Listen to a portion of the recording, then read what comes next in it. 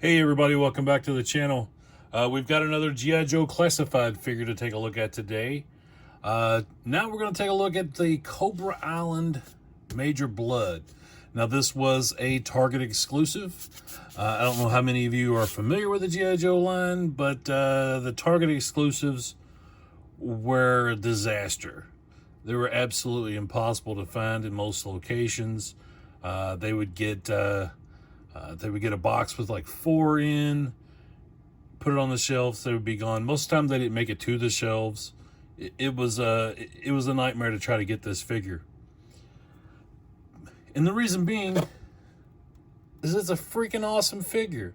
There was even a thing, and this was the most ridiculous thing I've ever seen, but there was a thing when one of these was found before the street date, and it went on eBay and it went for thousands and thousands of dollars. At least that's what the listing was for. Yeah, it was stupid. I don't know what the deal was with that, or how one popped up before the release date somewhere. We're talking months before the release date. But anyway, all that aside, I did eventually get one, obviously. And it's a great figure. It's considered by many to be one of the best figures that was released early on in this line. I put it up there with Zartan as being one of my favorites.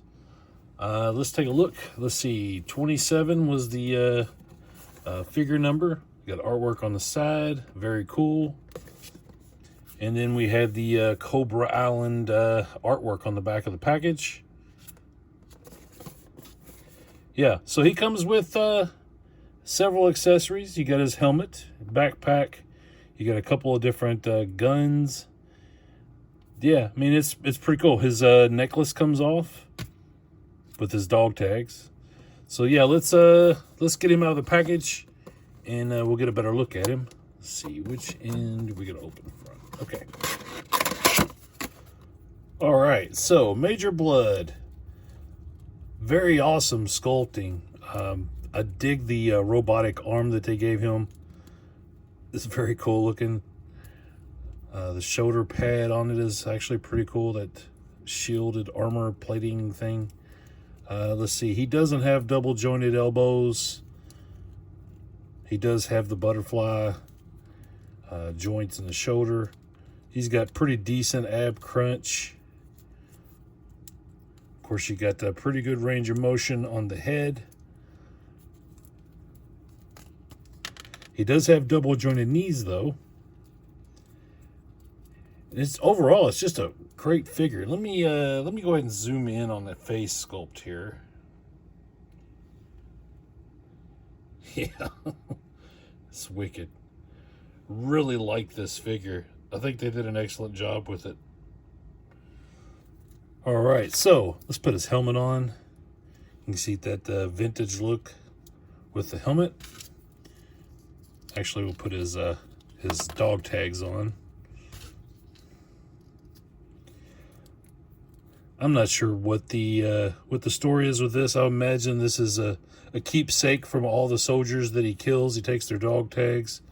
I don't remember what the story was with that. Got a really cool gun here. Let's see. I believe this one fits in this holster, just like that. Very nice.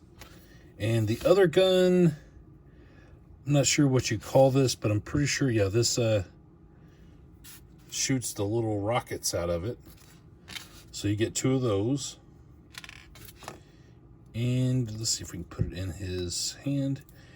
And as you can see, the trigger finger and everything holds on just fine. Very well done sculpt. The articulation on this, even though he doesn't have double jointed elbows, it just feels really nice. And the backpack, see if I can get it to go. Now, one of the issues with these is with the backpacks, they always have this armor plating on here that's basically rubber. And then getting the hose to line up sometimes is not the most easy thing to do. So you got to look at it in the light, try to find out where that hole is, match it up just right. There we go. And I'm not even sure if that's upside down or not. but I believe these little rockets will go on there. Like that, I believe. But yeah, anyway. Yeah, so this is a very cool figure. I tend to like the Cobra figures more than the Joes, to be honest with you. They just got a little more edge to them. They tend to be better designs as far as the initial runs. That's why you get figures like this and Firefly, and you get 2 different Destros. There was 3 different Cobra Commanders. That Supreme Snake Cobra Commander to me is still probably the best looking figure. Just an amazing amazing sculpt. The colors and everything are fantastic on it. But as far as just being grungy and looking like a soldier, who's seen some stuff, this dude has that going on for him. So yeah, let's put the camera down a little bit. Let's see how well he stands, and yeah, be right back. All right, so as you can see, he actually stands pretty good. Don't notice any unlevelness to him. He's not unbalanced. He's not like top heavy or anything. So he will stand on your shelf pretty good. But if you have a stand, this is just one of the old standard NECA stands. You can try one of those out. This one is a little loose, so I don't know how well that will work for you. He will stand with it, and maybe it gives him a little bit of support. But the peg hoe on his foot seems to be a little looser. I'll try another stand just to make sure it's not a fluke. And as you can see, even trying a second stand, it's still a little loose.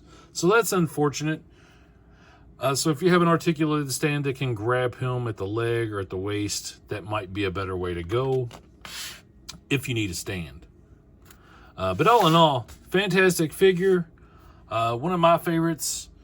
Really glad that I was able to overcome the odds back when this was released to finally get one.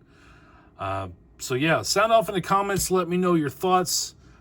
Did you pick up Major Bludd? How much trouble did you have getting this figure, with it being a Target exclusive? I'd love to hear all the horror stories that everybody went through, just to know that me and my friend, who we searched nonstop to try to get this figure, I'd like to know that we weren't the only ones really having a hard time. So let me know your thoughts. Give the video a like. I appreciate that. And subscribe to the channel if you haven't already. And I'll be back again with another video soon. Thanks.